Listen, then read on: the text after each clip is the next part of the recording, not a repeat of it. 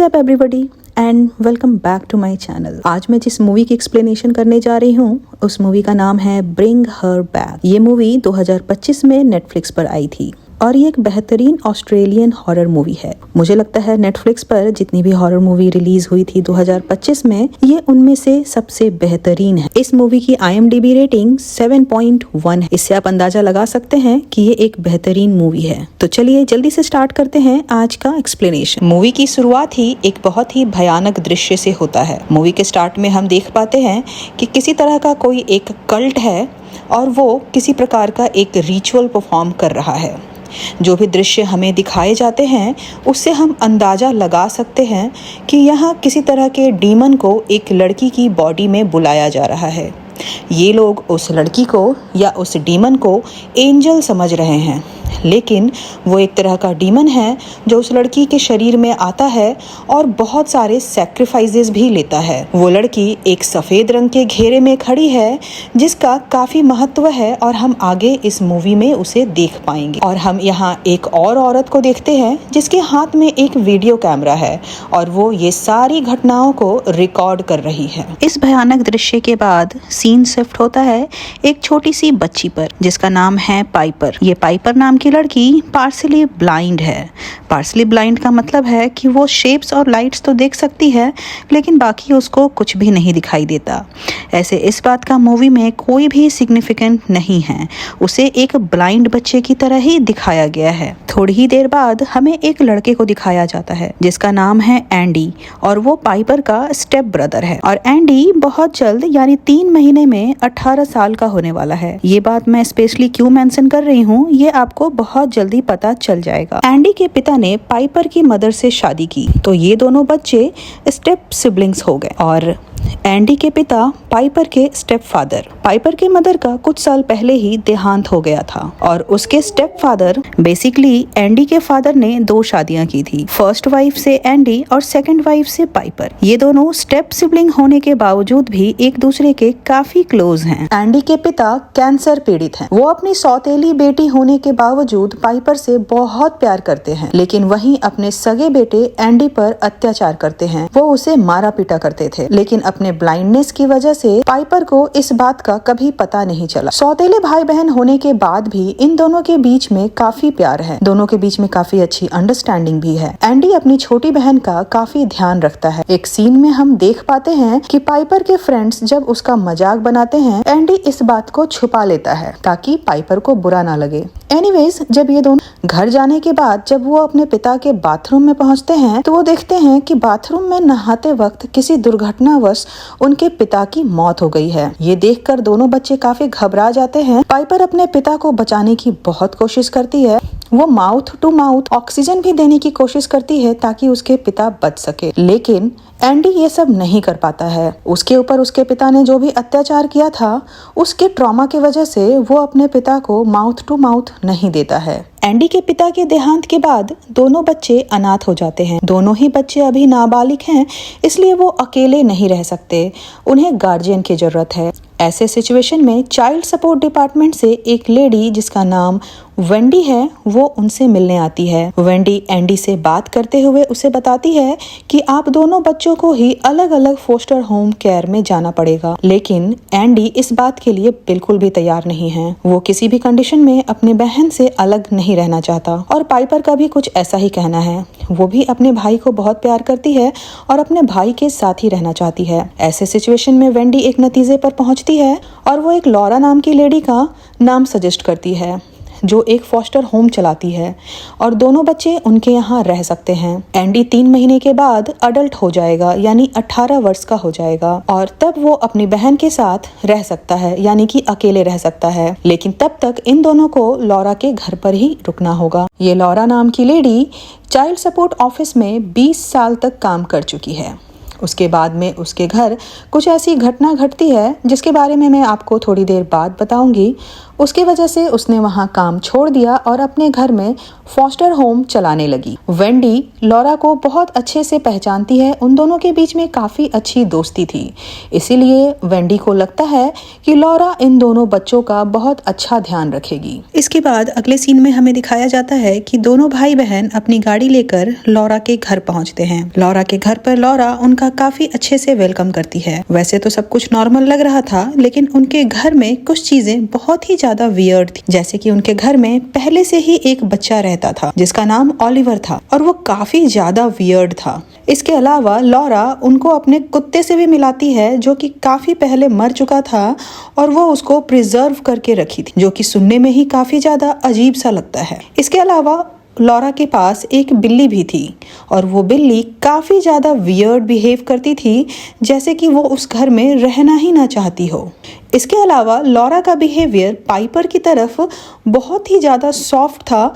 Laura के behaviour से ऐसा लग रहा था कि जैसे उसे जिस चीज़ की तलाश थी वो उसे मिल गया हो। वो काफ़ी डेस्परेट सी दिख रही थी, लेकिन दूसरी तरफ वो एंडी को बिल्कुल भी पसंद नहीं कर रही थी। वो एंडी से बड़ा कटा कटा सा बिहेव करती थी। फॉर एग्जाम्पल, जैसे ही दोनों बच्चे उनके घर पहुंचते हैं, लॉरा उनके साथ एक सेल्फी लेती है, लेकिन वो सेल्फी कुछ इस तरह से लेती है कि उसमें सिर्फ लॉरा और पाइपर ही दिख रहे थे, एंडी बिल्कुल नज़र ही नहीं आ रहा था। इसके बाद लॉरा बच्चों को उनके कमरे दिखाती है। वो पाइपर को अपनी बेटी का कमरा देती है जो काफ़ी सुंदर था, और उसके ऑपोजिट वो एंडी को एक बेकार सा कमरा देती है। हम क्लियरली देख पा रहे थे कि लॉरा पाइपर का स्पेशल ध्यान रख रही थी। हम ये कह सकते हैं कि हो सकता है वो ब्लाइंड थी, इसलिए वो उसका स्पेशल ध्यान रख रही हो, लेकिन इसके पीछे एक और कारण भी हो सकता है। मैंने थोड़ी देर पहले कहा था कि लॉरा के साथ एक बुरी घटना घटी थी। एक्चुअली लॉरा की एक बेटी थी जिसका नाम था कैथी, जो कि पाइपर के उम्र की ही थी और वो भी ब्लाइंड थी। कुछ साल पहले पूल में डूबकर उसकी मौत हो गई थी और इस ट्रॉमा से निकल पाना लॉरा के लिए बहुत मुश्किल था। इसी ट्रॉमा की वजह से उसने जॉब भी छोड़ दिया और घर में फॉस्टर होम चलाने लगी। हो सकता है लॉरा पाइपर में अपनी बेटी कैथी की झलक देख रही हो, लेकिन अगले ही सीन में लॉरा और भी क्रीपी बिहेव करती है। हमें समझ में आ जाता है कि लॉरा के साथ कुछ तो प्रॉब्लम है। हम नोटिस करते हैं कि वो पाइपर पर नज़र रख रही है। वो रात में एंडी के कमरे में जाती है और उससे कुछ बातें करती हैं, और मौका पाकर वो एंडी का फोन ले लेती है और उसका फोन चेक करने लगती है। एंडी की जब उस पर नजर पड़ती है तो एंडी उससे फोन छीनने की कोशिश करता है और लॉरा ऐसे बिहेव करती है जैसे एंडी ने उस पर अटैक कर दिया हो, लेकिन एंडी का ऐसा कोई इरादा नहीं था, उसे बस अपना फोन वापस चाहिए था। लॉरा के घर में पहले से जो बच्चा है जिसका नाम ओलिवर है, वो भी काफी ज्यादा क्रीपी बिहेव करता है। एक तो वो किसी से भी बात नहीं करता, कुछ भी नहीं बोलता और खुद में ही खोया हुआ रहता है। जैसे लगता है कि उसे हमेशा भूख लगी हुई है और वो बहुत अजीब अजीब चीज़ें खाने की कोशिश करता है। कई बार तो वो उस बिल्ली को भी पकड़कर उसे भी मारने की कोशिश करता है। लॉरा ज़्यादातर उसे कमरे में बंद करके रखती है और उससे कहती है कि अभी वक्त नहीं आया है। इसका अर्थ हम बाद में समझेंगे, लेकिन इतना तो ज़रूर है कि लॉरा ने इस ओलिवर नाम के लड़के के साथ भी कुछ तो अजीब किया है। लॉरा के घर में एक बड़ा सा स्विमिंग पूल होता है, लेकिन उसमें बिल्कुल भी पानी नहीं होता। जब से उसकी बेटी कैथी की मौत हुई है, लॉरा ने उस पुल को भरना छोड़ दिया है। हम काफ़ी बार लॉरा को उस पुल के पास सैड कंडीशन में बैठे हुए देखते हैं। वो अपनी बेटी को याद करती रहती है और वो अक्सर अपने फ़ोन में वेदर फोरकास्ट भी चेक करते रहती है, जिसमें बहुत जल्द हैवी रेन का फोरकास्ट दिखाता है। उस रात लॉरा को हम ओलिवर के साथ देखते हैं। वो अपने घर के बाहर वाले आउट हाउस में उसको लेकर जा रही होती। एंडी अपने विंडो से ये सब देख लेता है, लेकिन वो ज़्यादा ध्यान नहीं देता और सो जाता है। जब सुबह उसकी आंख खुलती है तो वो देखता है कि उसने अपने पैंट में ही सुसु कर दिया था। ये बहुत ही वियर्ड है क्योंकि एंडी अब 18 साल का होने वाला था और उसने ऐसा कभी भी नहीं किया था। लेकिन हो सकता है कि उसने हाल फिलहाल में ही अपने पिता को खोया था और इसी ट्रॉमा की वजह से उसने ऐसा किया हो। वो बाथरूम देख करके भी काफी डरता है क्योंकि उसके पिता की मौत बाथरूम में ही हुई थी। आज उसके पिता का फ्यूनरल है।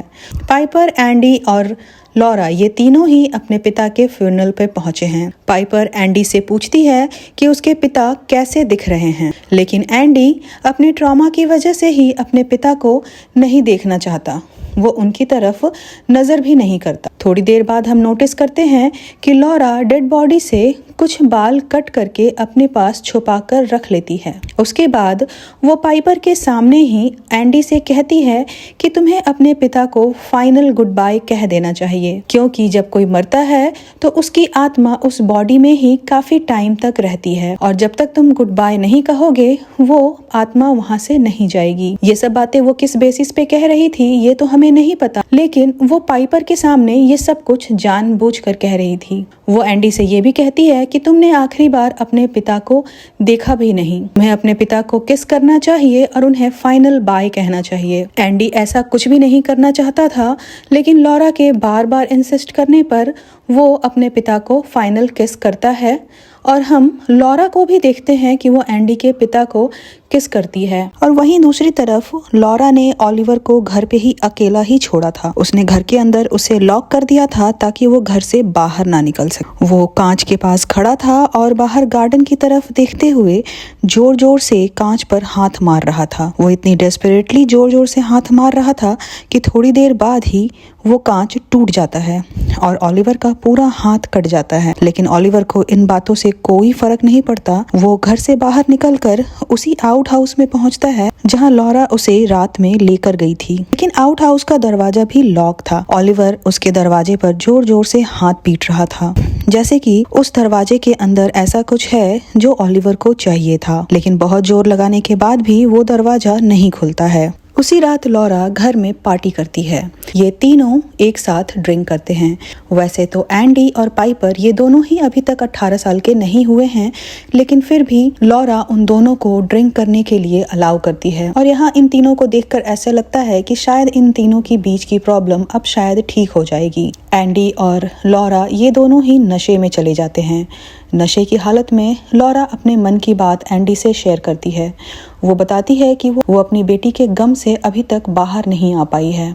एंडी भी अपने मन की बात लॉरा से शेयर करते हुए कहता है कि बचपन में उसके पिता उसके प्रति बहुत अब्यूजिव थे, उसे मारा पीटा करते थे, बाथरूम में लॉक कर दिया करते थे और शावर चलाकर तब उसे मारते थे। और पाइपर को आज तक ये बात नहीं पता है कि एंडी के पिता एंडी के साथ कैसा बिहेव करते थे। एंडी और पाइपर के सो जाने के बाद लॉरा एक मग में सुसु करती है, यानी अपना यूरिन स्टोर करती है और एंडी के कमरे में जाकर उसके पैंट के पास और उसके बेड पर वो सुसु गिरा देती है।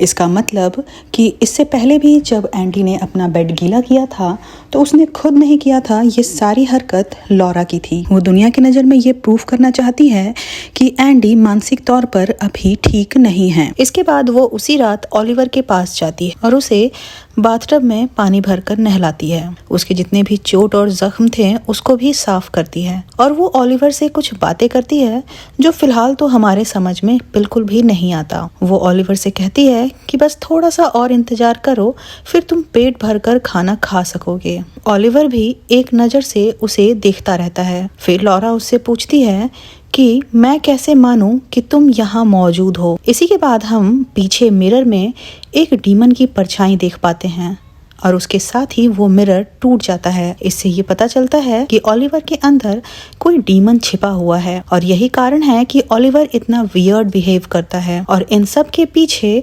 लॉरा का कुछ तो बड़ा हाथ है। अगली सुबह जब एंडी की नींद खुलती है तो वो पाता है कि उसने फिर से बेड गीला कर दिया है। वो काफी एम्बैरेस फील करता है और उसे समझ नहीं आता कि ऐसा वो क्यों कर रहा है, क्योंकि इससे पहले उसने कभी भी ऐसा कुछ नहीं किया था। वो जल्दी से सारे कपड़ों को समेटता है और वॉशिंग मशीन में धोने के लिए जाने लगता है, लेकिन लॉरा उसके पास आकर उससे कपड़े छीनने लगती है और कहती है कि इन कपड़ों को मैं धो देती हूँ। उसने जानबूझकर ये सब कुछ पाइपर के सामने किया ताकि वो पाइपर के सामने एंडी को एम्बैरेस कर सके और पाइपर को भी ऐसा लगे कि उसका भाई किसी ट्रॉमा से गुजर रहा है जिसकी वजह से उसकी मानसिक हालत सही नहीं है। इसके बाद लॉरा पाइपर को लेकर शॉपिंग के लिए चली जाती है और एंडी नहाने के लिए बाथरूम में जाता है, लेकिन वो शावर एरिया देखकर फिर से डर जाता है। उसको वो पल फिर से याद आने लगते हैं जब उसके पिता की मौत हुई थी। वो बाथरूम से इतना डरता है कि वहाँ वो नहाता भी नहीं है। वो नहाने के लिए गार्डन एरिया में चला जाता है। जब वो गार्डन एरिया में नहा रहा होता है तभी उसकी नजर पड़ती है ऑलिवर पर, जो अपने कमरे में बंद था और विंडो के पास खड़ा था। एंडी को लगता है कि ऑलिवर उसे हाथ दिखाकर हेलो कर रहा है, लेकिन ऑलिवर एक मक्खी को पकड़ने की कोशिश कर रहा था। वो उस मक्खी को पकड़ के खा जाता है। नहा लेने के बाद एंडी ऑलिवर के कमरे में जाकर उसका कमरा खोल देता है और उसे बाहर निकाल कर ले आता है। उसे लगता है कि एक छोटे से बच्चे को कमरे में बंद करने का कोई मतलब नहीं है, वो किसी को भी हार्म नहीं पहुंचा सकता और वो उससे बातें करके उससे दोस्ती करने की कोशिश करता है, लेकिन ऑलिवर बिल्कुल भी बात नहीं करता। एंडी को लगता है कि शायद उसे बोलने में प्रॉब्लम है, इसलिए वो उसको एक पेपर पेन देता है और साथ ही एक खरबूजा काटता है और उसे ऑफर करता है, ये कहते हुए कि तुम कुछ बोलोगे तो तुम्हें ये खाने के लिए दूंगा। ऑलिवर पेपर पर कुछ तो लिखता है और उसके बाद खरबूजा का टुकड़ा वो चाकू समेत ही ले लेता है और खरबूजा खाने के बाद वो चाकू को भी खाने लगता है। मूवी में ये सीन इतना भयानक था कि इसे देख पाना भी बहुत मुश्किल था। वो चाकू को इतनी निर्दयता से खाता है, उसके सारे दांत, मसूड़े, लिप्स सब कुछ कटने लगते हैं, लेकिन उसे कोई फर्क नहीं पड़ता। एंडी की जब उस पर नजर पड़ती है तो वो उसको काफी रोकने की कोशिश करता है, लेकिन वो बिल्कुल ही नहीं मान रहा था। बहुत मुश्किल से एंडी उसके हाथ से चाकू छुड़ा पाता है और देखता है कि वो काफी ज्यादा घायल हो चुका है। वो ऑलिवर को खींचकर हॉस्पिटल ले जाने लगता है, लेकिन ऑलिवर बिल्कुल भी नहीं जाना चाहता था। एंडी बहुत मुश्किल से ऑलिवर को घसीटता हुआ बाहर तक लेके जाता है। लॉरा का पूरा घर एक सफेद कलर के बाउंड्री से घिरा हुआ था। ये घेरा खुद लॉरा ने ही बनाया था। मूवी के स्टार्ट में भी हमने इस तरह का एक घेरा देखा। जैसे ही एंडी ऑलिवर को उस घेरे के पास लेकर पहुंचता है, एंडी बहुत ज्यादा छटपटाने और तड़पने लगता है। वो कुछ अजीब अजीब सी आवाजें भी निकालने लगता है और उसके पेट से कुछ ऐसी आवाजें आती हैं जैसे कि उसके पेट के अंदर कोई क्रीचर फंसा हो और वो तड़प रहा हो। और ठीक इसी मोमेंट पे हमें ऐसा एहसास होता है कि ऑलिवर शायद होश में आया और उसने एक वर्ड एंडी से कहा, हेल्प मी। ठीक उसी टाइम पे लॉरा पाइपर के साथ घर पहुंच जाती है और ये सब कुछ देखकर वो जल्दी से भागती हुई आती है। लॉरा ऑलिवर को पकड़कर हॉस्पिटल ले जाने की जगह उसे घर के अंदर लेके जाने लगती है। वो एंडी को भी बहुत कुछ बातें सुनाती है। उसके बाद ऑलिवर को उसके कमरे में लेकर चली जाती है और अंदर से दरवाज़ा बंद कर लेती है। हम ऑलिवर को देख पाते हैं कि जैसे वो अब होश में आने लगा है। वो लॉरा को पहचान भी नहीं पा रहा था।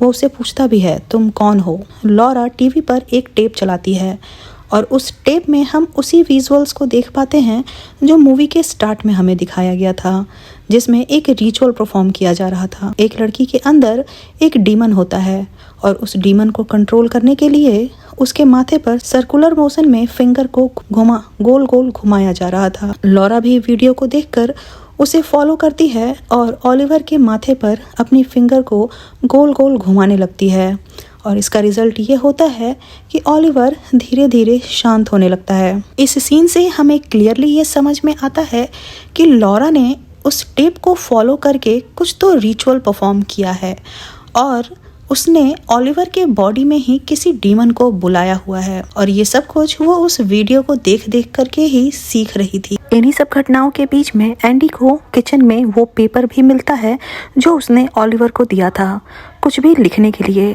और ऑलिवर ने उस पर लिखा था बर्ड, जिसका मतलब अभी तो हमें नहीं समझ में आता है, बट मूवी के अंत में हम अच्छे से समझ पाएंगे। अगले दिन लॉरा के पास जो बिल्ली थी जिसका नाम था जंकमैन, उसको लेकर हंगामा स्टार्ट होता है। वो बिल्ली काफ़ी दिनों से गायब थी और लॉरा इन सब का इल्ज़ाम एंडी पर लगाती है। वो कहती है कि इस बिल्ली के गायब होने के पीछे एंडी का ही हाथ हो सकता है। वैसे हमने देखा था कि वो बिल्ली काफ़ी ज़्यादा डरी डरी सी रहती थी क्योंकि ऑलिवर उसे खाने के फिराक में रहता था। हो सकता है कि वो घर के चारों तरफ खींची हुई सफ़ेद रेखा के बाहर चली गई हो और अपनी जान बचा ली हो, या फिर ये भी हो सकता है कि ओलिवर ने मौका पाकर उसे पकड़ लिया हो और खा लिया हो। हम कुछ भी सटीक तरीके से नहीं कह सकते क्योंकि मूवी में इस बात की पुष्टि नहीं की गई है। उस रात एंडी शावर लेने के लिए जब बाथरूम जाता है तो पीछे से वहाँ ओलिवर भी पहुँचता है। इसी टाइम पर एंडी को हेलुसिनेशन होता है।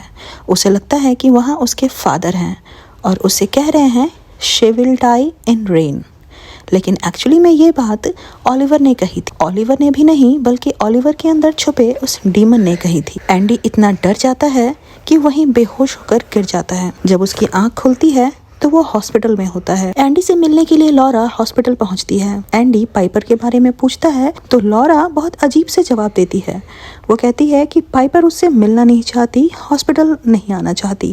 एंडी लॉरा को आगाह करते हुए कहता है कि उसे अपने पिता की विजन आई थी और पिता ने कहा है कि she will die in rain, तो आप प्लीज उसे बारिश में लेकर मत जाना। ये बात सुनकर लॉरा के फेस के एक्सप्रेशन सडन चेंज हो जाते हैं। वो एंडी से तो कह देती है हाँ, बट घर जाकर जैसे कि वो काफ़ी खुश हो जाती है, जैसे यही तो वो सुनना चाहती थी। उसके बाद वो पाइपर को लेकर बारिश में नाचने चली जाती है, बहुत खुश होती है, सेलिब्रेट करती है।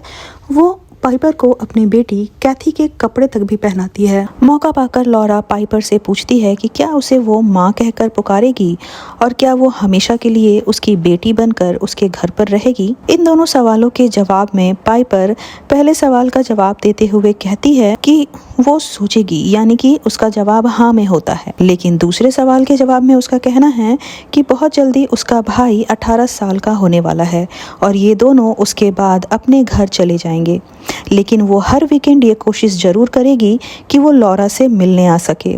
ये जवाब सुनकर लॉरा को गुस्सा आ जाता है और उसके चेहरे के एक्सप्रेशंस चेंज हो जाते हैं। इसके बाद लॉरा पाइपर को उसी आउट हाउस में लेकर जाती है जहां वो ओलिवर को पहले भी लेकर गई थी। उस आउट हाउस के अंदर एक बड़ा सा फ्रीजर होता है और उस फ्रीजर में एक बॉडी पड़ी होती है। और जी हाँ दोस्तों, ये बॉडी और किसी की नहीं बल्कि लॉरा की बेटी कैथी की होती है, यानी कि लॉरा ने अभी तक उसकी बॉडी को प्रिजर्व करके रखा था। अब इसके पीछे उसका क्या इंटेंशन है ये हमें थोड़ी देर में पता चल जाएगा। वो पाइपर को उस बॉडी को हाथ लगाने के लिए कहती है। पाइपर जब उसे हाथ से छूती है तो वो उसे कुछ अजीब सा लगता है। लॉरा उसे बताती है ये कुछ नहीं, बस मीट का टुकड़ा है। हम ओलिवर को भी वहीं पर देखते हैं जो बहुत ही वियर्ड बिहेव कर रहा था, जैसे कि वो उस बॉडी को खाना चाहता हो। अगले दिन सुबह एंडी हॉस्पिटल से डिस्चार्ज होकर घर वापस आ जाता है, लेकिन लॉरा को ये बात बिल्कुल अच्छी नहीं लगती। उसका कहना है कि उसे एक साइकोटिक अटैक आया था और ऐसे सिचुएशन में उसे हॉस्पिटल में ही रखना चाहिए था। असल में लॉरा जो कुछ भी करना चाहती है उसमें वो एंडी को एक रोड़े की तरह देखती है, इसीलिए वो उसे अपने रास्ते से हटाना चाहती है और यही कारण है कि एंडी का घर वापस आना उसे बिल्कुल भी अच्छा नहीं लग रहा। उस रात लॉरा कुछ बहुत ही खतरनाक सा प्लान करती है जिससे वो एंडी को अपने रास्ते से हटा सके। वो एंडी का एक बॉडी स्प्रे अपने बॉडी पर अप्लाई करके रात के समय पाइपर के कमरे में जाती है। ऐसे टाइम पर जब पाइपर गहरी नींद में सो रही थी, वो एक जोरदार पंच पाइपर के फेस पर मारती है और जल्दी से भाग जाती है। पाइपर की उसी टाइम नींद खुल जाती है। उसे समझ नहीं आता कि किसने उसके साथ ऐसा किया, लेकिन उसे एक फ्रेगनेंस फील होती है और ये फ्रेगनेंस एंडी की थी। सारा इल्जाम वो एंडी पर लगा देती है। कहती है कि बचपन में उसके पिता भी उसे मारा करते थे और वो भी बदला लेने के लिए अपनी बहन के साथ ऐसा कर रहा है। वो जिम के नाम पर जो भी सप्लीमेंट्स खाता है वो पता नहीं ऐसी क्या चीज़ें खा रहा है जिसके असर से ऐसा कुछ हो रहा है। ये सब सुनकर एंडी बिल्कुल गुस्से से पागल हो जाता है। यहाँ मैं आपको बता दूं, एंडी को एक्सरसाइज करने की आदत थी। क्रिएटिनिन पाउडर और प्रोटीन पाउडर वगैरह लिया करता था। हो सकता है कि लॉरा उसके सप्लीमेंट्स में कुछ तो मिलाती थी जिसके वजह से उसके हार्मोन्स डिस्टर्ब हो रहे थे और उसे बहुत जल्दी गुस्सा आ जाता था और वो हमेशा नींद में रहता था, नशे में रहता था। ऐसा कुछ मूवी में दिखाया तो नहीं गया है, लेकिन लॉरा की हरकतों से हम ऐसा अज्यूम कर सकते हैं। लॉरा जो चाहती थी वैसा होता है। एंडी अपने गुस्से को कंट्रोल नहीं कर पाता और जोरदार एक मुक्का वो दीवार पर मारता है। ये सब देखकर पाइपर भी कहीं ना कहीं कन्विंस हो रही थी इन सब के पीछे एंडी ही है और एंडी अब किसी ट्रॉमा की वजह से अपना मानसिक संतुलन खो रहा है। एंडी उसे कन्विंस करने की कोशिश करता है कि वो उसका वही भाई है। वो उनके बीच का कोड वर्ड यानी ग्रेप फ्रूट भी कहता है, लेकिन फिर भी पाइपर को अपना भाई ही गलत लगता है। जब एंडी को एहसास होता है कि उसकी अपनी बहन ही उस पर विश्वास नहीं कर रही है, तो वो गुस्से में वहां से अपनी गाड़ी लेकर निकल जाता है। अब मैं यहाँ पर आप लोगों को लॉरा का इंटेंशन समझा देती हूँ, इससे आपको कहानी आगे अच्छी तरह से समझने में आसानी होगी। अभी तक तो क्लियरली हमें समझ में आ चुका है कि लॉरा अपनी मरी हुई बेटी कैथी को जिंदा करना चाहती है और उसके लिए ही सब कुछ कर रही है। हमने मूवी के स्टार्ट में एक रिचुअल देखा था और उस रिचुअल में भी यही हो रहा था, यानी कि एक मरे हुए इंसान को जिंदा करने की प्रक्रिया। इस रिचुअल के लिए सबसे पहले तारिन नाम का एक डीमन को बुलाया जाता है किसी इंसानी शरीर में, जो कि यहाँ लॉरा ने ओलिवर के बॉडी में तारिन नाम के डीमन को बुलाया है। उसके बाद हम उस इंसान का शरीर जिसे जिंदा करना है उसे उस डीमन को खिलाना पड़ता है सही वक्त आने पर। और यही कारण है कि लॉरा उससे हमेशा कहती है बहुत जल्दी उसे अपनी भूख मिटाने का मौका मिलेगा, यानी कि ओलिवर कैथी की बॉडी को खा सकेगा। जब वो डीमन कैथी की बॉडी को खाएगा तो उस बॉडी के साथ साथ उसकी आत्मा को भी वो सोख लेगा और इसके बाद एक नए बॉडी में यानी किसी और की बॉडी में वो उस आत्मा को यानी कैथी की आत्मा को स्पिट आउट कर सकता है, यानी कि उसकी बॉडी में डाल सकता है। इस तरह कैथी एक नए शरीर में फिर से जिंदा हो सकेगी और इसके लिए उसने पाइपर को चुना है। पाइपर की उम्र 12 साल है, उसकी बेटी की उम्र भी 12 साल ही थी। पाइपर भी अंधी है और उसकी बेटी भी अंधी थी और इसमें एक सबसे बड़ा कंडीशन ये है कि इस शरीर को यानी कि पाइपर को ठीक उसी तरह से मरना होगा जिस तरह से कैथी मरी थी, यानी कि स्विमिंग पूल में डूबकर। और यही कारण है कि लॉरा इतने दिनों से हेवी रेन का वेट कर रही थी क्योंकि उसकी बेटी बारिश में पूल में डूबकर मरी थी। अब यहाँ आप लोग ये सवाल कर सकते हो इस पूरे रिचुअल में उस डीमन का क्या फायदा है? तो यहाँ क्लियरली हमें 2 फायदे तो जरूर दिखते हैं। एक, वो डीमन उस बॉडी को यानी कि जिसे जिंदा करना है यानी कि कैथी की बॉडी को खाने के लिए बहुत ज्यादा डेस्परेट है और इसीलिए वो पूरे टाइम उस आउट हाउस का दरवाजा पीटता रहता था ताकि उसको वो बॉडी मिले और वो उसे खा सके। और इसके अलावा जब वो कैथी की आत्मा को पाइपर में डालेगा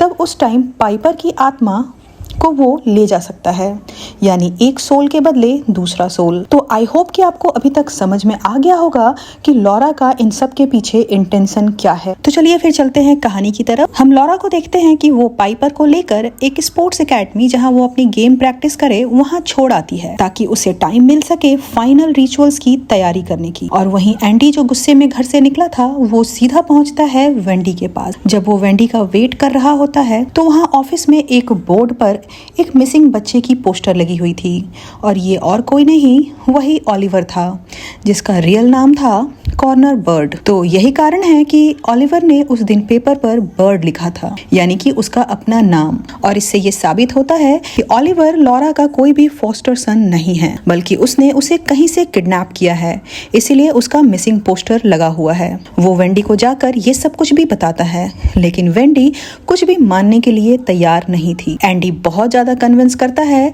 जो भी घटनाएं उस घर में घटी थी, जो कुछ भी वो लॉरा के बारे में जानता था, वो सब कुछ वेंडी को बताता है, लेकिन वेंडी उससे कन्विंस नहीं होती है। इसके पीछे कारण ये है कि लॉरा उसकी बहुत पुरानी फ्रेंड थी। इसके अलावा अपने 20 साल के करियर में उसका बिहेवियर बहुत ही ज्यादा अच्छा था, तो ऐसी बातों पर विश्वास कर पाना वेंडी के लिए बहुत मुश्किल था। और तो और लॉरा बार बार एंडी की कंप्लेन वेंडी को फोन करके किया करती थी ताकि वो ये प्रूव कर सके कि एंडी किसी भी तरह से पाइपर के कस्टडी के लिए बिल्कुल भी सुइटेबल नहीं है। और यही कारण था कि वेंडी को एंडी पर बिल्कुल भी विश्वास नहीं हो रहा था। लेकिन लाख बार समझाने के बाद सिर्फ एंडी की संतुष्टि के लिए वेंडी लॉरा के घर जाकर एक बार देखने के लिए मान जाती है। वेंडी एंडी को लेकर गाड़ी में निकल पड़ती है। रास्ते में एंडी अपनी बहन पाइपर को एक वॉइस मेल भेजता है जिसमें वो बताता है कि लॉरा एक अच्छी औरत नहीं है और वो बहुत जल्दी अपनी बहन बहन को बचाने के लिए आ रहा है। और जब वो वॉइस मैसेज रिकॉर्ड कर रहा था तब पीछे से वेंडी की भी आवाज आ रही थी और ऑब्वियसली पाइपर का फोन लॉरा के पास था और लॉरा को वो वॉइस मेल मिल जाता है और वो समझ जाती है कि वेंडी और एंडी ये दोनों अभी उसके घर आने वाले हैं। दूसरी तरफ हम लॉरा के घर पर देखते हैं, वहीं ओलिवर जो भूख से पूरी तरह से पागल हो चुका था, वो घर में जो कुछ भी पा रहा था उसे खाए जा रहा था। वो किचन से सारी चीजें निकाल कर खा गया था और यहाँ तक कि उसके बाद वो टेबल, चेयर, लकड़ी, सोफा, कपड़े, जो कुछ भी उसको मिल रहा था वो सब कुछ खाए जा रहा था। उसने पूरे घर की हालत बिल्कुल खराब करके रख दी थी और वो देखने में एक सचमुच का डीमन की तरह ही दिख रहा था। ठीक इसी टाइम पे लॉरा घर पहुंचती है और घर की ऐसी हालत देखकर वो ओलिवर को रोकने की कोशिश करती है, लेकिन ओलिवर इस कदर पागल हुआ था कि वो लॉरा के हाथ पर ही काट लेता है और उसके हाथ से बहुत ज्यादा ब्लीडिंग होने लगती है। लॉरा अपने आप को बचाने के लिए एक कमरे के अंदर खुद को लॉक कर लेती है। वहीं ओलिवर लॉरा को काटने के बाद इतना ज्यादा पागल हो गया था कि वो खुद को ही खाना स्टार्ट कर देता है। लॉरा थोड़ी देर तक कमरे में खुद को लॉक रखती है और जब ओलिवर पुल एरिया की तरफ चला जाता है तब लॉरा अपने कमरे से बाहर निकलती है और बालकनी के कांच पर अपने हाथ से फिर से वही गोल का निशान बनाने लगती है। इससे पहले भी लॉरा ने जब वो सर्कल शेप बनाया था, डीमन कंट्रोल में आ गया था और इस बार भी ये प्लान काम कर जाता है और उसे देखकर वो डीमन कंट्रोल में आ जाता है। जैसे ही ओलिवर शांत होता है, लॉरा जल्दी जल्दी घर की सफाई करने लगती है। वेंडी के वहाँ पहुँचने से पहले ही लॉरा अपना घर बिल्कुल नॉर्मल कर देती है और एक बाथरोब पहन लेती है ताकि वेंडी को शक ना हो। वेंडी पूरे घर की तलाशी लेती है और साथ ही उससे बातें भी करती है। लॉरा बहुत नॉर्मल वे में बातें करती है और सारा इल्जाम एंडी के सर पर डाल देती है और वहीं एंडी जो वेंडी का गार्डन एरिया में वेट कर रहा था, उसकी नजर उस आउट हाउस पे पड़ती है। वो चुपके से उस आउट हाउस तक पहुंचता है और जब वो उसे खोल कर देखता है तो वहाँ ओलिवर था और वो कैथी की बॉडी को खा रहा था। ये देखते ही एंडी वेंडी को आवाज लगाता है और वहीं वेंडी जो लॉरा से बातें कर रही थी, बातें करते करते लॉरा के हाथ से ब्लड निकलने लगता है। वही ब्लड जो थोड़ी देर पहले ओलिवर ने उसके हाथ पर काटा था। जब वेंडी उससे पूछती है कि उसको ये चोट कैसे लगी और वो सडन ही बहुत वियर्ड बिहेव करने लगी। वो वेंडी से कहने लगी, मैं अपनी बेटी को बचा सकती हूँ, मैं उसे वापस ला सकती हूँ। और वेंडी को यहाँ समझ आ जाता है कि एंडी जो कुछ भी बता रहा था वो बिल्कुल सच था। वो जल्दी से वहाँ से भागने लगती है। बाहर गार्डन एरिया में आते ही एंडी उसे उस आउट हाउस में ले जाता है और वेंडी भी अपने आंखों से वो दृश्य देखती है जिसमें ओलिवर कैथी को खा रहा था और ये सीन बहुत ही डरावना था। एंडी और वेंडी जल्दी से वहाँ से भागने का सोचते हैं। वो फुल स्पीड से दौड़कर अपनी गाड़ी की तरफ जा ही रहे होते हैं। इतनी ही देर में लॉरा अपनी कार लेकर बहुत स्पीड में आती है और उन दोनों को पीछे से अटैक करती है। जैसे ही उनकी टक्कर होती है, वेंडी ऑन द स्पॉट वहीं मारी जाती है और एंडी जो घायल अवस्था में नीचे गिरा हुआ था लेकिन वो अब भी जिंदा था। लॉरा उसके पास जाती है और उसका सर कीचड़ के पानी में डुबोकर उसे मार डालती है। दोनों का काम तमाम करने के बाद लॉरा पाइपर को रिसीव करने स्पोर्ट्स एकेडमी पहुंचती है क्योंकि उसे अब जल्दी से वो रिचुअल कंप्लीट करना था। वो पाइपर को लेकर घर पहुंचती है। घर वापस आने पर ओलिवर जो कि एंडी की आवाज में पाइपर को बुला रहा था। एक्चुअली जब लॉरा बाहर गई हुई थी तो ओलिवर ने एंडी की भी बॉडी थोड़ी सी खा ली थी और इस डीमन में एक ऐसा पावर था कि वो जिस भी बॉडी को खाता था उसके कुछ फीचर्स उसके अंदर आ जाते थे और इसी वजह से वो एंडी की आवाज में पाइपर को बुला रहा था। एंडी की आवाज सुनकर पाइपर उसके पीछे पीछे जाती है और वो जैसे ही ओलिवर के पास पहुंचती है और उसे टच करती है, वो समझ जाती है कि ये उसका भाई एंडी नहीं है। वो आवाज लगाकर लॉरा से पूछती है कि ये कौन है, तो लॉरा घबराते हुए बोलती है कि वो ओलिवर है। लेकिन पाइपर को समझ आ जाता है कि यहाँ कुछ तो गड़बड़ है क्योंकि जिसको भी उसने टच किया था वो ओलिवर भी नहीं हो सकता क्योंकि लॉरा ने बहुत पहले पाइपर को बताया था ओलिवर के लाल घुंघराले बाल हैं, लेकिन जिसे भी पाइपर ने हाथ लगाया था उसके सर पर कोई बाल नहीं था। पाइपर खुद को बचाने के लिए भाग कर जाती है और एक बाथरूम में खुद को लॉक कर लेती है और उसी बाथरूम में एंडी की बॉडी पड़ी हुई थी। पाइपर जब उस बॉडी से टकराती है और उसे टच करती है तो वो समझ जाती है कि ये उसका भाई है और वो रोने लगती है। लॉरा जो बाथरूम के बाहर पाइपर को आवाज लगा रही थी, वो किसी भी तरह से दरवाजा तोड़कर अंदर आती है। पाइपर के पूछने पर वो बहाना बना देती है कि एंडी का एक्सीडेंट हो गया था, लेकिन पाइपर इस बार उसके बातों में नहीं आती। वो बहुत क्लियरली लॉरा से पूछती है कि वो उसके साथ क्या करने वाली है, और लॉरा भी बता देती है कि वो उसे मारने वाली है। पाइपर किसी भी तरह से उसे धक्का देकर वहां से भागने की कोशिश करती है, लेकिन अपनी ब्लाइंडनेस की वजह से